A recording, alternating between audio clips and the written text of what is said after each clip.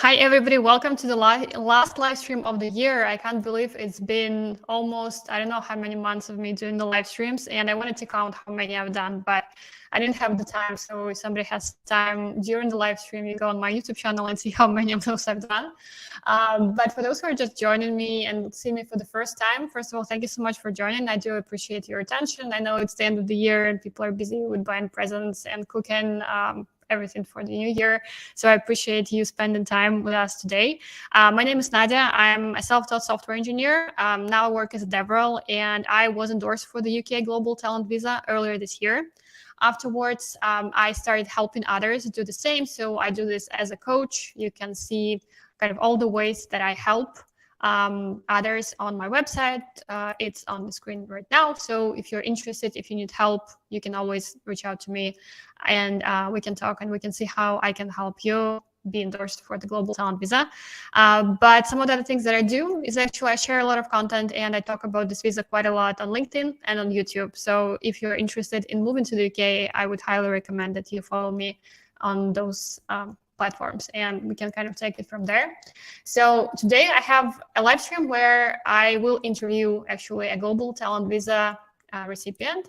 So I've been asked quite a lot by my followers in various places to interview product managers. And for a while there, I had almost, I think I didn't interview any product managers. And then at some point I started interviewing almost exclusively product managers. So I don't know what happened, but I think like stream of abundance for product managers opened up. So yeah, I'm very pleased to welcome our guest today. Give me just 1 second.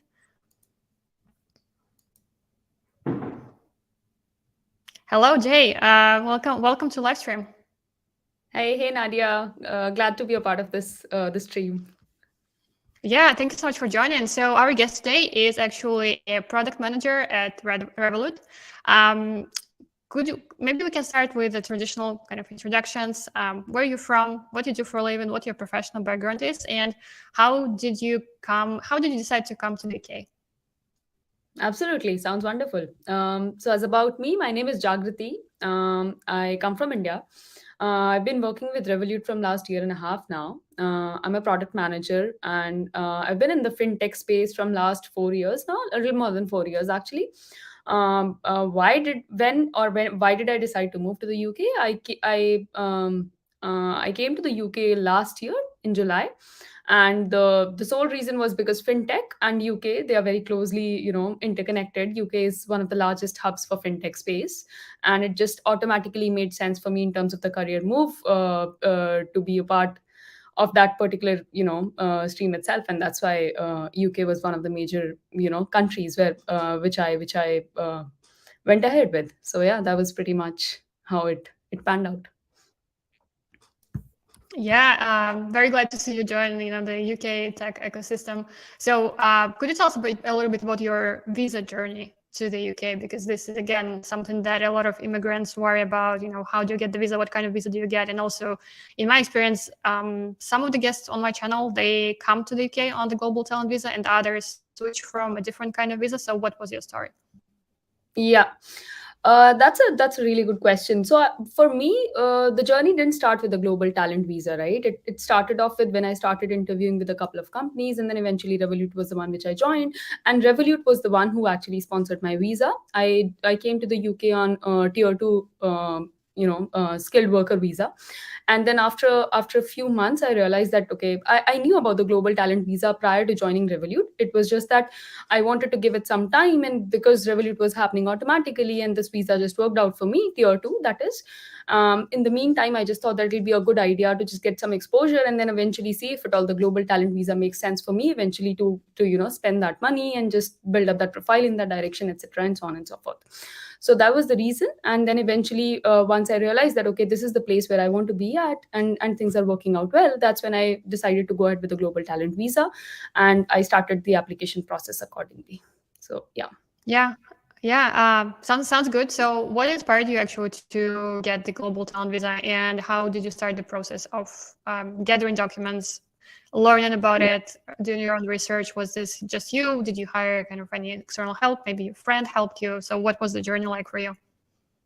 So let's talk a bit about global talent visa in general, right? UK government allows you to work in the UK itself, without having to be sponsored by any specific company through the global talent visa. Right now, for that, they have given a couple of areas where you can be coming from, and then eventually you can be endorsed by the respective bodies, and then eventually have the visa in place. For example, for digital technology specifically, Tech Nation is the body that endorses you, and then eventually you apply for the visa and go ahead with it.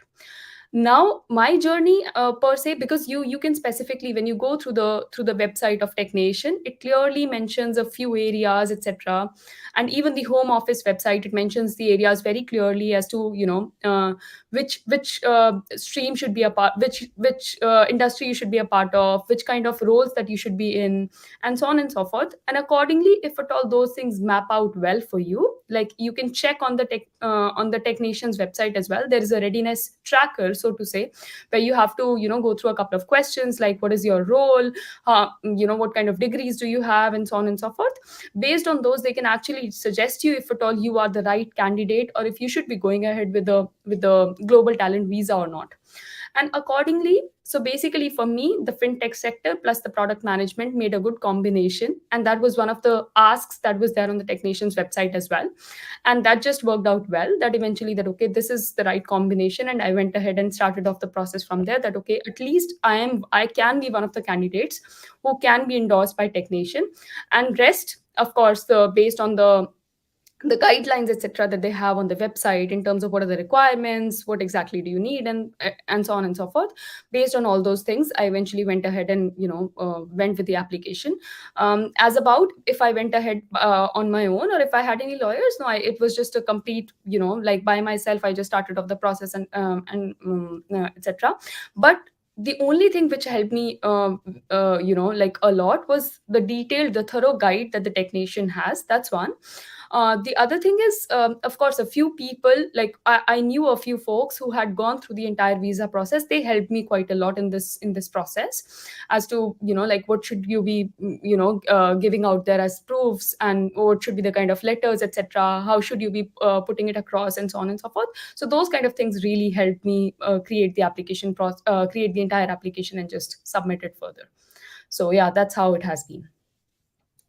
Yeah. So, what was the hardest thing about the whole process? And if you struggled with anything, what was it, if you can remember? Yeah. So there are a few things which I would want to highlight, right? One, which probably I didn't find it anywhere. Maybe I didn't read it properly or something. But on the Tech Nation's website, or even on the Home Office website, so as I said, there are two parts of the visa process, right? One is the endorsement, the second is the visa. Even for endorsement, you have to go to the Home Office website. You have to fill up the entire form, pay the fee, and then on the technician's website, you have to start the endorsement process. Now, once you have completed the home office application part and you move on to the technician's website, it only gives you 15 working days to submit all the proofs that you have to. It wasn't mentioned anywhere, which was a a bit of a time constraint for me, which I felt that okay, it should be highlighted, or it should be out there upfront. Maybe I didn't read it anywhere or something, but yeah, I just thought that it would be a good platform to talk about it. So that's one. The other thing which I thought was a bit of difficulty personally for me, or maybe it could be other product managers can also relate to it, is, so let's say if you're an engineer, or if you're a product designer, or anyone else who's who can go ahead with this visa as well, there are various ways how you can put out your work there. So let's say through your GitHub, through your Stack Overflow, etc. You can always put out your work there. But for product managers, it's a bit difficult, because you don't have anything where you don't code as a product manager, right? So you don't have anything which you can put up out there, that okay, this is something that I created. It's the final product which you have created, but your name is nowhere there, right? So that was one of the biggest challenge, that okay, you have created various products in various companies in your career, but how do you put it out there, or how do you highlight that this is something that I did specifically? So as a solution to that, what I did was I went ahead with a lot of letter of recommendations apart from just the mandatory ones. Why? Because one, that allows you to get the recommendations or the references from the top leaders or the industry experts, because they can vouch for you that okay, this person created this particular product. try including the links to the products that you've worked on in those, references. That can help in a way. And also maybe try having some, we create a lot of wikis or confluences where we write about the product specs and architectures and so on and so forth. So those kind of things can be included in the proofs as well. So these were the two major things which I thought that should be highlighted. One is specific to product managers, and the other one is in general, which might help people, which some of us might not be aware of otherwise. Yeah, thank you. That's actually very helpful. About the letters, you said that your application was very heavily reliant on letters. Let's talk about them. So, what were your experts? Who were your experts? How did you approach them? How did you choose them?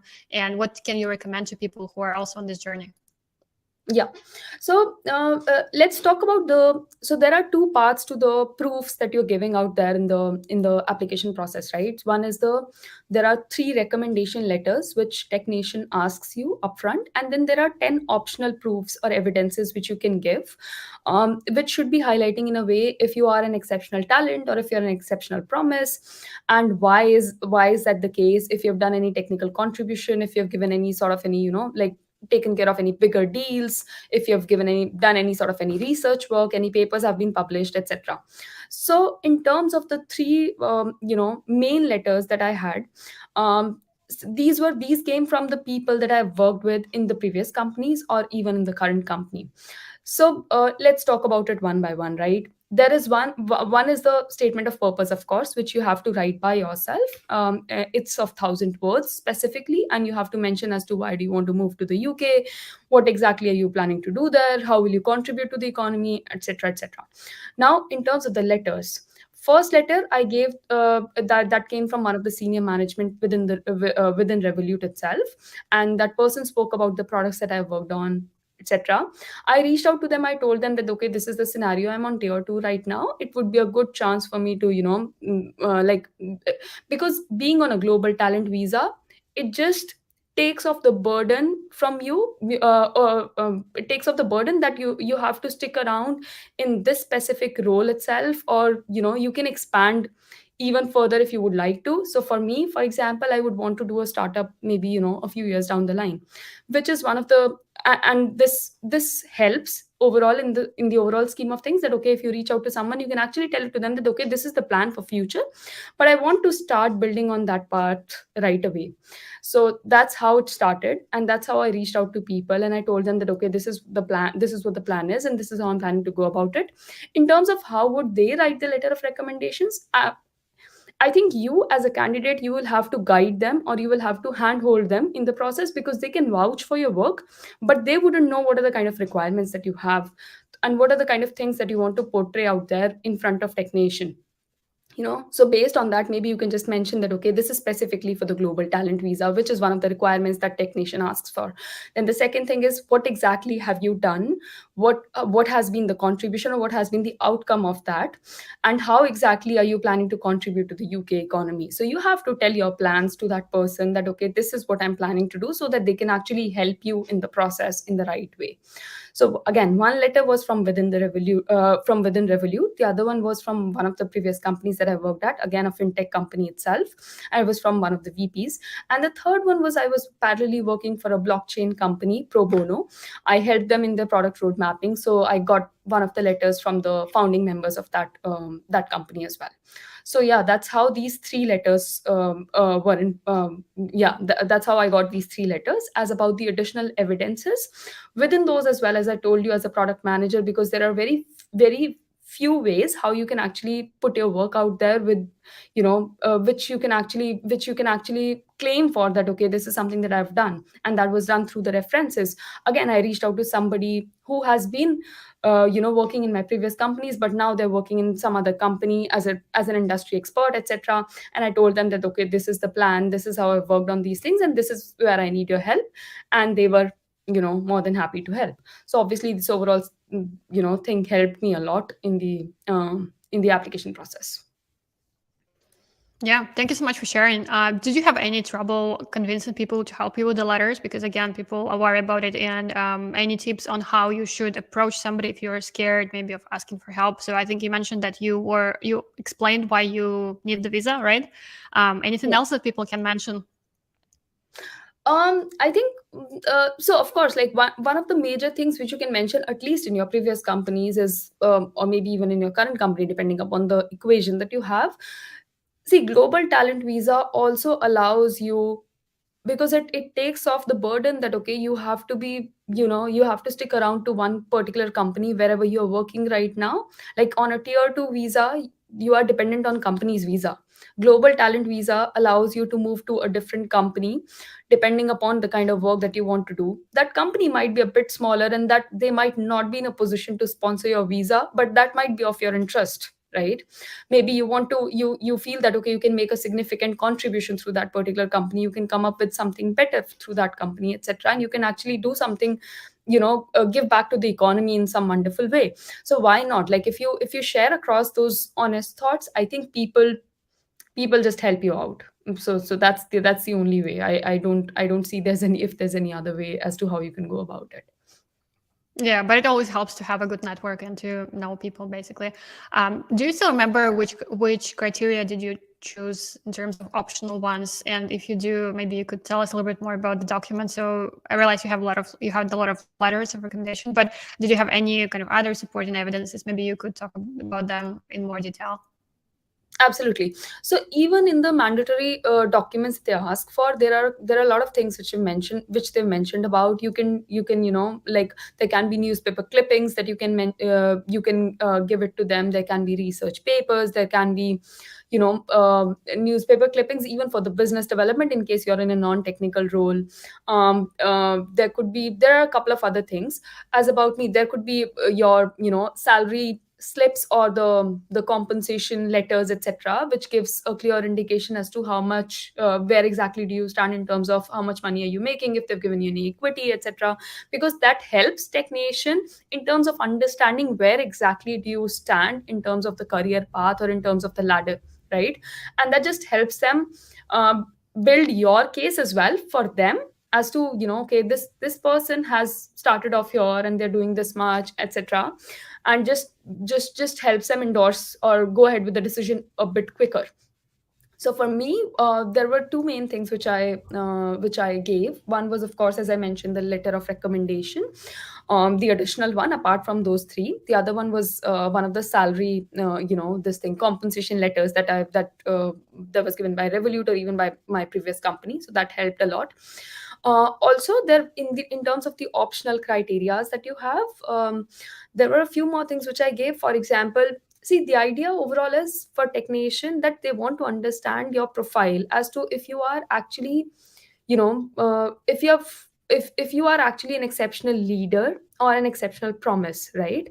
So in terms of, let's say, basically to build your profile, let's say if you've done something amazing in your career. Let's say for me, that was like I got two back to back, year after year I got two, like really good appraisals and promotions. So that helped me, so I added those letters. There were a few letter of recommendations. There were a few architecture diagrams, etc., about the products that I've worked on. There were a few letters from, for example, I told you about the blockchain startup that I worked with pro bono. I got a few letters from them. I also added my degrees, etc., from the past, which just helped in the entire profile building. Because so let's say for me, I'm an engineer, plus followed by which I did my MBA, which helped in building the track record for them, that okay, this is how this person has grown in terms of career, and that's why this is the reason why they're looking to do this thing, and so on and so forth. So these were a few set of proofs which I can recall right now, which I gave to the technician at that time, which just helped overall in terms of building the profile overall. But I know a lot of people who have given the research papers, and if at all you have something like that published. For engineers, it's very easy. They can give the GitHub profile, Stack Overflow, etc. Those kind of things just helped. Those kind of things just help them a lot. So yeah. Yeah, I agree. In terms of personal statement, you mentioned it briefly. Could you maybe go a little bit in more detail about what you focus on there and how did you approach writing this document? Yeah.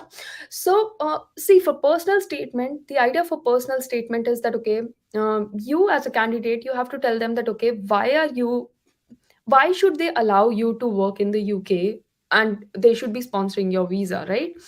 So there are two, three parts to it. One is, of course, if you go through the technician's guide, which is a very detailed one, they've clearly mentioned that they're looking for people who are working in product-led companies in specific sectors. So let's say fintech is one of the major ones which they've mentioned about. They've talked about gaming, they've talked about AI. If you come from any of these sectors, it just helps. And then further, you have to talk about the role. So let's say if you're in a technical role, non-technical role, and how are you planning to, contribute back to the economy. For me, there were three major things that I mentioned there. One was my knowledge about the fintech space, because I was working from last 3.5 years in the fintech space. I had worked in both offline and online space within the fintech sector, so I knew about that. I had worked on the business development side, and I had worked on the product side as well. So I mentioned about that as to how does and like what all am I bringing to the fintech space within the UK. So that was one. The second thing that I talked about my product specific was the product specific knowledge that I have within the fintech sector. So one is the sector knowledge. The second one is the domain specific knowledge, so to say, that is that product within the product that within the product domain, that how the kind of knowledge that I have.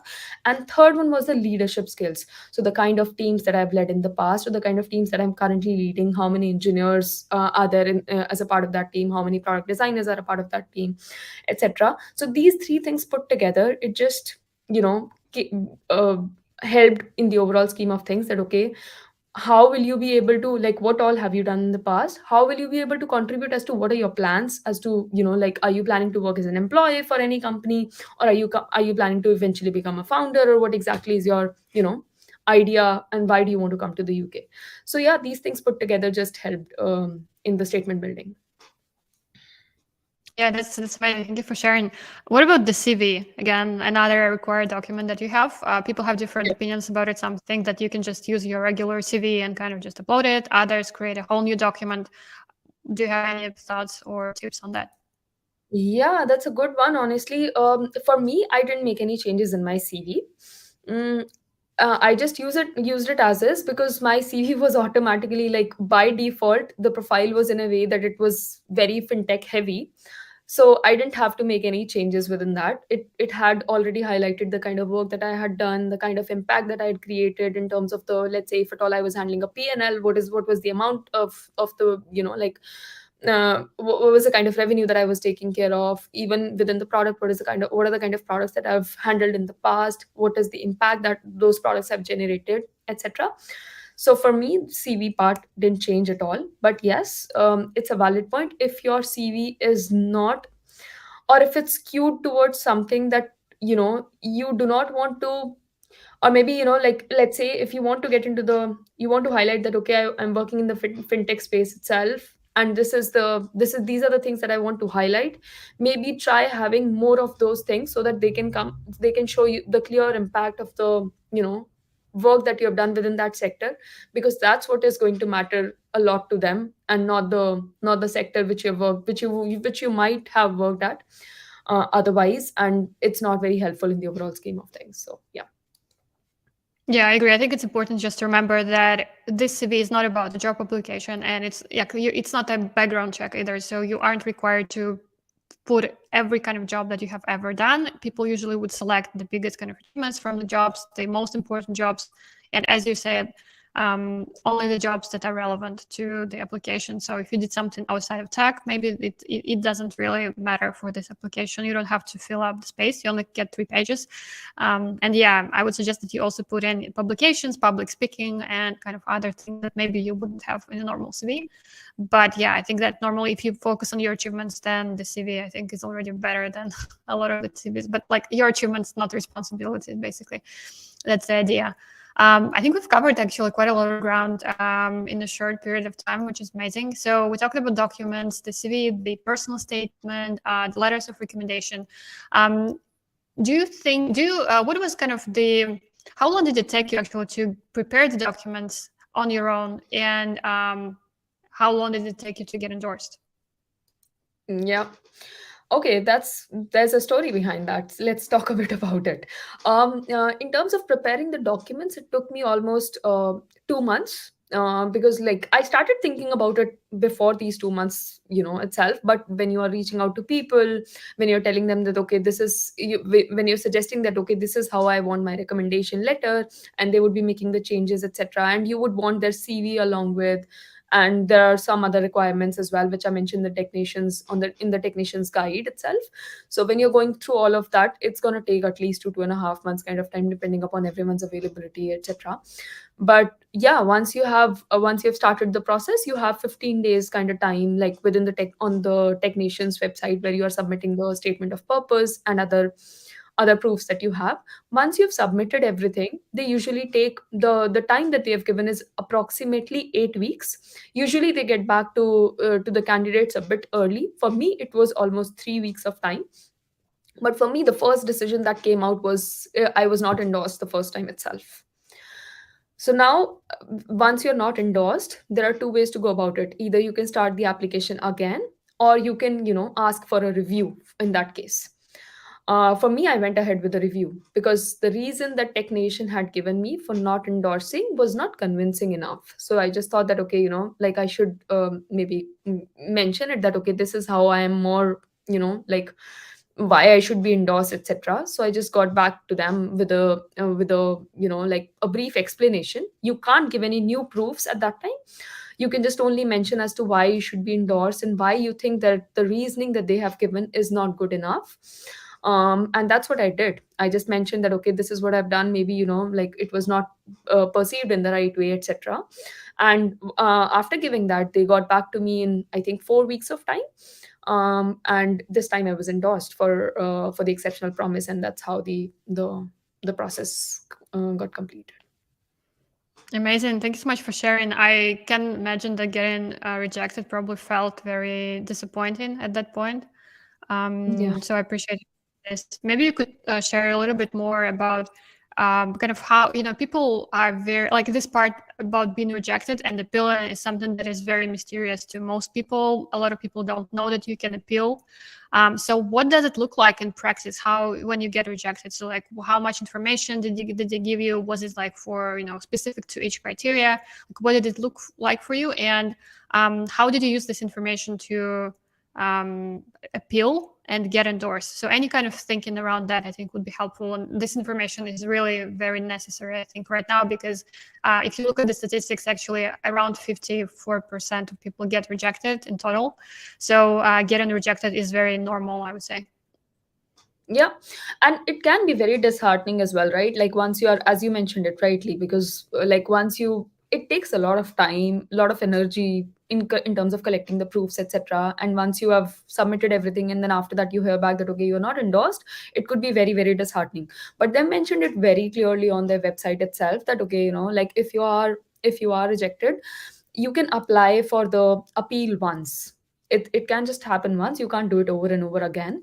And even once you have appealed for them to review the decision, they take usually 4 weeks kind of time, and they actually go through every application in detail. So like they would actually consider your case. They would actually try and understand as to what exactly went wrong. And if at all you are like the proofs, the kind of proofs that you had given in the past, they suffice all the criteria that they've asked for, they will not mind changing the decision. So yeah, like don't shy away from going ahead for applying for a review in case your application is rejected. So that's that. In terms of if they got back to me when they said that okay, I was not endorsed the first time, for every single reason, for every single proof, yes, they had mentioned very briefly in terms of every single proof as to like okay, this is not enough, or maybe they didn't understand it properly, etc. But some things were a bit like overlapping as well in terms of few proofs. Maybe they didn't consider it, like it didn't come out right that okay, this is something that I'm giving as a mandatory proof, or this is something that I'm giving as an optional proof.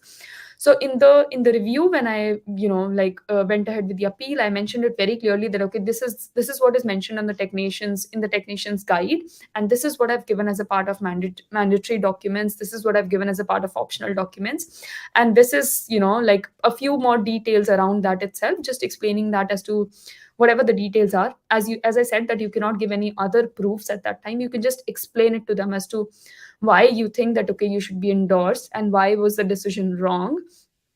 And of course they just went back and just might have figured out that okay, like this should have been the other way, and eventually they endorsed me for this entire thing.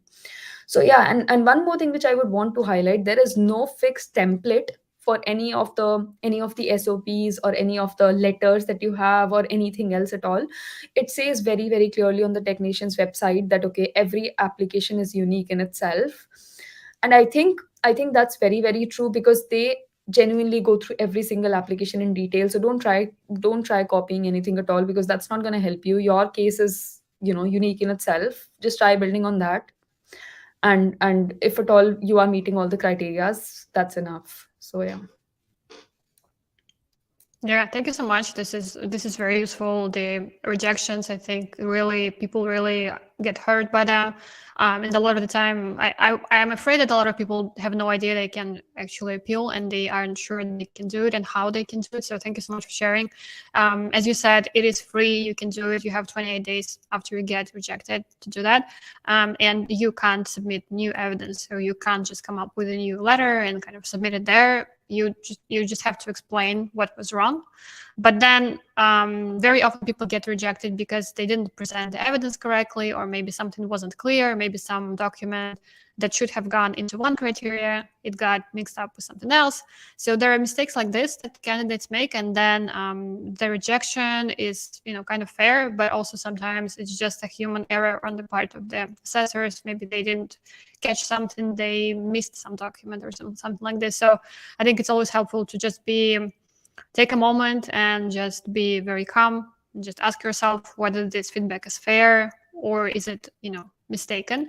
And if it's mistaken, you appeal. I think that it's always helpful to appeal in any case, because you will get another assessor to look at your case. You will get a second pair of eyes. You will get some new feedback on your case. So I would suggest that you do that. But it very much depends on your timeline, because sometimes it's just, so with my clients, we kind of talk about it as well. So if you get rejected, then what happens next? If you do an appeal, you have 28 days to appeal, and then you might wait for 28 days to hear back from them. In some cases, it might be quicker just to submit a new application, just pay the fee again, maybe submit new documents. Submit new documents, because otherwise it doesn't make sense, and get an answer this way. So it depends on your timeline, I would say. Just be aware of kind of what your situation is with the visa, and if your current visa is expired, maybe choose another option or things like that. So, but it's always, I think, a helpful strategy to do that. But yeah, even within the people who I interview, a lot of them get rejected the first time they apply, or even on kind of the second try. So I would say that this is much more normal than people would believe. So I appreciate you sharing the story as well. So now you've been on two different visas. So how is your life? Is anything different right now that you're on the global talent visa? Has anything changed for you? Oh, it definitely opens up a lot more doors for you, as I said, right? In terms of what exactly do you want to do next? Like you might be interested in something which to work for a company, or to maybe by yourself as well. And that company might not be in a position to sponsor your visa, or maybe like if you want to do something by yourself, in that case, this visa is absolutely a game changer, right? Like you want to stay in the fintech space, you want to have your own startup eventually, etc. Like you don't have to be dependent on anyone else, because this just helps you. And the visa gives you, like, this visa can be up for up to 5 years or 3 years, depending upon the like if you go for exceptional talent or exceptional promise. And after 3 years or 5 years, you can actually apply for indefinite leave to remain, and you can just stay back in the UK if you'd like to. So accordingly, like that just as I said, if you want to, like stay in the country or if you want to leave, it's up to you now.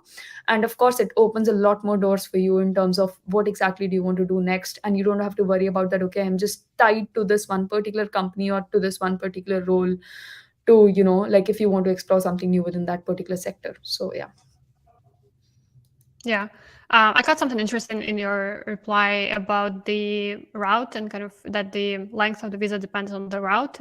Could you tell us a little bit more about how you thought about whether you should apply for Promise or for Talent? Because there are two routes that you can choose when you apply. I mean, you need to make a decision whether you're applying for Global Talent or Promise Leader or Leader. How did you think about it, and how did you decide which route to take? Because I know that a lot of people struggle with this, and this is a very popular question that I receive from my clients and subscribers on social media. Yeah, that's a very good one. As you said, it's a very difficult question if you want to go ahead for exceptional talent or exceptional promise. But before I answer this question, let me just highlight this thing, and this is mentioned on the Technations website. Anybody can go back and check it. It says very clearly that, let's say if you're applying for exceptional talent, and if let's say you are not, they feel that you are not up to the mark for exceptional talent, but you are good enough as an exceptional promise or as an emerging leader, they will not shy away from, like putting you across as an exceptional promise instead of exceptional leader, so to say. Now and vice versa. Let's say you go ahead with exceptional promise, but then they figure out that, okay, your profile is strong enough to be given a 3-year visa itself, and then after that you can apply for indefinite leave to remain. Then they will just not shy away from giving you exceptional as a leader as well. So yeah, again, I mean, you don't have to be too worried about it, in the sense that, because as I said, every application is unique. They are going to go through it in detail and they will figure it out themselves, which category or which criteria do you mostly fit in. As about you as a candidate, they have given certain mandatory and certain optional things which you will go through. Once you go through that, if you're a founder, if you have, like already established some company, you've already done a few things, you already have your work out there for the world, like newspaper clippings, some research work, some awards, etc., it's a very clear cut answer that you have to go for exceptional, this thing, leader, the one for 3 years. If you do not, like if you feel that, okay, I'm still, trying to get there, or if I've been highlighted in the workplace, or if I've gotten some awards which show me as an emerging leader, so to say, you should go for exceptional promise. It's just that for exceptional promise, you will be given, like, you can it'll be for up to 5 years. It's up to you for how many years do you want to apply the visa for. And after that, you can have your you can have your ILR in place. But for the exceptional leader, the exceptional talent that you have, it's for 3 years, and after that you can apply for the ILR. That's the only difference. But as long as you know that, okay, which, like, what is your work, like, just think about, just think about the work that you have done. Just think about the category that you fall into. If you go through the technician's guide, it clearly says a few things, and if you go through that, you will just automatically realize which, bucket do you fall under, and accordingly you'll be able to apply. Yeah, I think that the requirements are also a little bit different between the tracks, the routes. So if you look at the guide again, and Emmanuel kindly shared it in the chat, so I put it up on the screen. So it's TechNation. You can Google TechNation Visa Guide. That's kind of the single source of truth for everything about this visa. If you go there, you will see that there are actual differences between the requirements for global, for talent, and for promise. So for instance, like the easiest, I think, example is the innovation. So for innovation, for instance, if you are going for talent, you need to show that you have a proven track record of innovation. And for promise, you need to show just one example of innovation. So I think it's clear that the requirements are a little bit lower because you are early on in your career, and clearly you haven't done all of those things yet, but you need to show potential, so that if you are very new to the field, you should already be able to boast of some achievements or of some contributions that show you as somebody who is going above and beyond what most people would do in this job. So that's, I think, the idea. I think that actually for people early on in their career, it might sometimes be easier to get this visa, honestly, than for people who are very experienced in their field but haven't really done all of those things that are expected at this point. So, but I also think another mistake that I see people make is that they think okay, I've been in the industry for 15 years, but I don't have any achievements, so I can just apply for a promise. And that sadly doesn't work because if you have spent a lot of time in the industry, they will be judging you as talent, and it will be very hard for you to make a case why you are just an emerging leader if you have spent 15 years in the industry. So I think here, just be reasonable and just use your common sense when you're choosing the routes. But yeah, as Jay said, there is no difference between the visas, just the amount of time you need to spend here towards your permanent residency. But otherwise, it's the same visa. So it's called the same on your residence permit. So there is no difference there. It's just that you need to work here for a bit longer to get the permanent residency. So no big deal, really.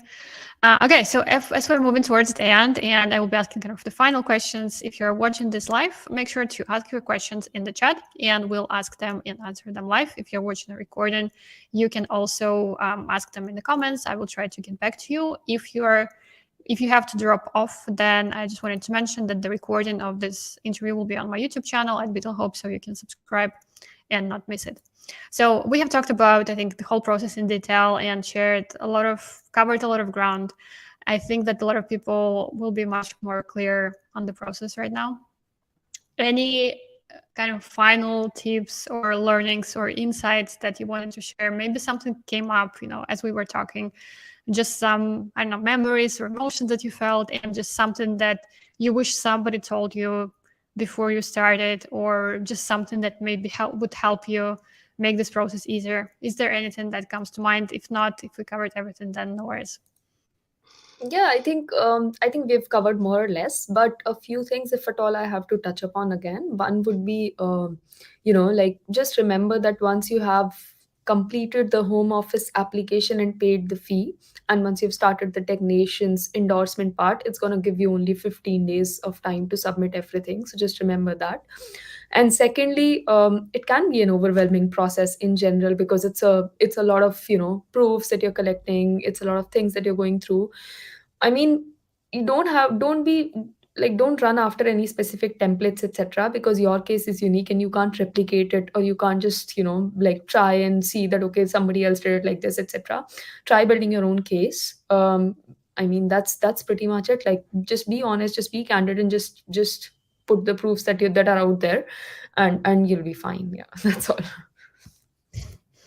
Yeah, a lot of people actually ask me and message me and ask me for templates. Like, can I send them templates of all the documents? And there are no templates. I mean, you can find some templates online, but you should only use them for inspiration, not for copy pasting. So if you find templates examples for free, or if you buy them, just use them for inspiration. I think they're useful if you are completely, if you have no idea how to write them, then you can use them for inspiration. Just read them and then maybe use like a similar structure or just some ideas or ways to talk about ideas, but never copy paste things. And if somebody is telling you that they're using templates for writing your documents, then also you need to be careful with what you use. I would suggest just write everything from scratch. If just not too risky, because plagiarism will be checked and your application will be rejected. I just recently actually saw an example of a person getting rejected on the forum because technicians saw signs of templates in their application. So this is actually very dangerous. So just don't do it. Okay, we had a question on LinkedIn. 1 second, let me find it. Okay, so what do you think? So can entry-level product managers also apply for the global talent visa, or do you need a particular number of years of work experience to apply for the visa? What do you think? Yeah, that's a good question, right? So, in case of exceptional promise, they are expecting you to be in the early years of your career. So it's not like you cannot apply as long as you have done a little bit of it. In terms of, even when you say entry level product managers, like um, it's absolutely, of course, you can apply for it. Long answer short. How do you go about it? How do you go about building your case once you have like released a few features out there, or released some product out there? You can totally talk about it. You can have people vouch about it, about you specifically, as to that you have done this work, etc., and so on and so forth. And of course, like from there you can just pick it up. You don't need any specific number of years of work experience. Yes, there is, like, you should be somewhere between 1 to 3 years in the overall scheme of your work experience thing. But it doesn't mean that that has to be only for product. It can also be a part of business development or in some other stream, as long as it is related to that particular domain that you're trying to apply, that as long as it is related to that particular sector that you're trying to apply for. So let's say if you're trying to apply for gaming, make sure that at least you have 2 to 3 years of experience within the gaming space. It might be within the business development, it might be within the products, or it might be within the product design, so to say. So that doesn't matter, as long as you have at least a few years, say maybe 1 to 3 years of experience within that particular sector. So yeah. Yeah, I agree with that. In my experience, this is what kind of the advice I also give to clients is that if you're early on in your career, you can still apply as long as you have enough content for the application, because you can imagine it is 15 documents. So, maximum, you don't have to submit 10 documents, but I think most people submit 10 supporting evidences. So if you don't have anything to talk about, then your application will look very strange and not very convincing. So I would recommend you wait until you have achievements that you can talk about, but it's not connected to years of experience. It's more about what you have done, because a lot of people, you can spend 10 years at a company but don't really do anything interesting, and then you can do so much within just a year or two. So it depends on your experience, really. And as I said, it's easier to get endorsed for the promise route. So if you are early in your career, maybe you are on this border of like being 3 years, 5 years somewhere, and you feel that you're getting closer to the 5-year cutoff. It's not really a strict cutoff, but if you're feeling that maybe you're interested in the visa, I would recommend that you try as early as possible, because you can use the easier requirements, and you can also use the current rules that TechNation has. So this guide that we had, it changes and it gets updated, so you need to follow it. But the rules that change, they usually don't become easier to meet. So unfortunately, they become a little bit harder with each edit. At least it feels this way. So if you're interested in the visa, I would really recommend that you apply for it and try your luck and do your best. Just try it and see what happens, because I think, as I usually mention, it's not the first round, the first stage of the application, the endorsement one. It's not in immigration stage yet. So if you get rejected, like Jay did here, so it doesn't influence your visa history. It's not a reflection on anything. So you won't get banned from the UK if you get rejected.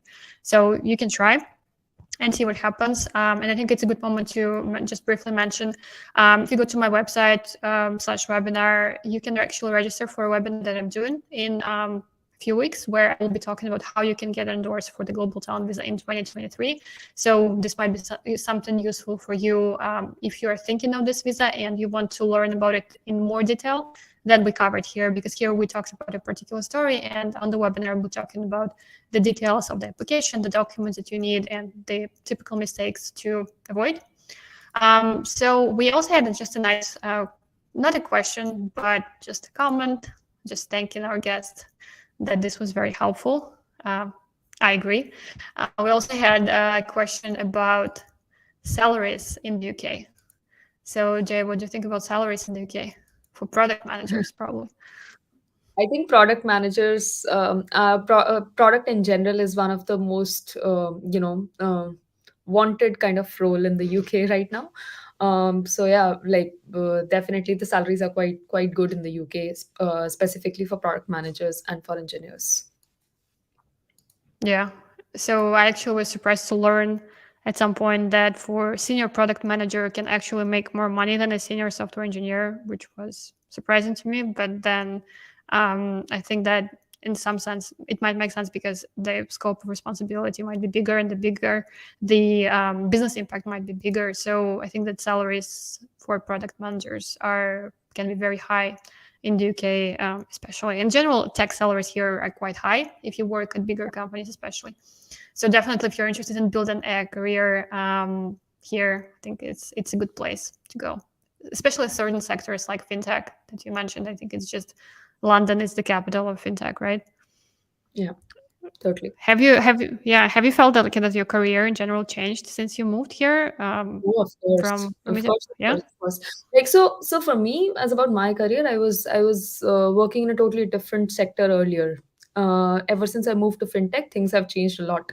Like even back in India or when I moved to the UK, the kind of opportunities, the number of doors that it has opened up, it's amazing. So yeah, definitely, like, a sector much sought after, so to say. So yeah. Yeah. So I hope everybody gets inspired by this chat to move to the UK in 2023 to try your luck at applying for the global talent visa. If you don't get endorsed, there are other visas. You can always come here on the skilled worker visa, which is much easier to get. You just need to find a job, and your employer will sponsor your visa, and that's it. So this is the way that a lot of people come here, most people actually, and then a lot of them make the switch, like both of us did. So we both came here on the skilled worker visa and we switched. So if you get rejected for global talent visa, it's not the end of the world. You can use other visa routes to come here if this is your goal, if you're interested in building a career in the UK, which I think is an interesting option to consider. So yeah, thank you everybody for joining today and watching this live. If you, again, as I mentioned, if you have questions, please make sure to ask them in the comments. Make sure to follow my YouTube channel for more interviews. I will be interviewing more product managers, software engineers, designers, and other professionals in the new year. And with that, let's wrap up the last live stream of the year on a high note and kind of ending this year with a lot of positive energy. Thank you so much, Jay, for your time and agreeing to share your story with us. Thanks, Nadia. It was a lovely chat. I enjoyed equally as well. Yeah, thank you so much. I appreciate it. And thanks everybody for your attention. Yeah, Happy New Year and have a nice celebration. Bye. Bye.